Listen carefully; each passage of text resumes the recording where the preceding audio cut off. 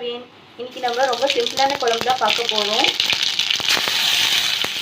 எண்ணெய், கடுகு, இடிச்ச பூண்டு, பொடியை நறுக்கின வெங்காயம். இப்போது வெங்காயம் வதங்கிச்சு. பொடியை நறுக்கின தக்காளி, நல்லா பழம் தக்காளியாக எடுத்துருக்கேன். அப்புறம் கொஞ்சமாக வெங்காயம். இப்போ கத்திரிக்காய் கட் பண்ணி வச்சுருக்கேன். இதை தண்ணி இல்லாமல் எடுத்து போட்டுடலாம். இப்போ பாருங்கள், எல்லா கத்திரிக்காயும் போட்டுட்டேன். குழம்புக்கு தேவையான உப்பு, குழம்புக்கு தேவையான மிளகாத்தூள். ஒரு 2 நிமிஷம் நல்லா வதக்கிக்கலாம். இப்போ காய் வேகிறதுக்கு குழம்புக்கு தேவையான தண்ணி ஊற்றி நல்லா வேக வச்சுக்கலாம். இப்போது மிளகாத்தூளோட பச்சை வாசனை போகணும், காயும் நல்லா வேகணும். மூடி வச்சுக்கலாம். இப்போ குழம்புக்கு தேவையான புளி ஊற வச்சு கரைச்சிட்டேன். இப்போது லாஸ்ட்டில் கொஞ்சம் தேங்காய் போடணும், அதுக்காக எடுத்து வச்சுருக்கேன். இப்போ பாருங்கள், காயெலாம் குழம்பு சூப்பராக கொதிச்சுட்ருக்கு. இந்த ஸ்டேஜில் கரைச்ச புளியை ஊற்றி ஒரு 2 நிமிஷம் நல்லா கொதிக்க வச்சுக்கலாம். பாருங்கள், தேங்காவை இது மாதிரி துருவி எடுத்துருக்கேன். நீங்கள் வேணால் நல்லா தண்ணியாக மிக்சியில் போட்டு அரைச்சி எடுக்கிறதுனால எடுத்துக்கோங்க.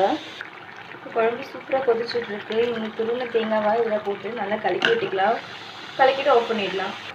ஃப்ரெண்ட்ஸ், இப்போ குழம்பு சூப்பராக ரெடி ஆகிடுச்சு. பாருங்கள், நீங்களும் இது மாதிரி கண்டிப்பாக ட்ரை பண்ணுங்கள். பிடிச்சிருந்தால் like and subscribe. Thanks for வாட்சிங்.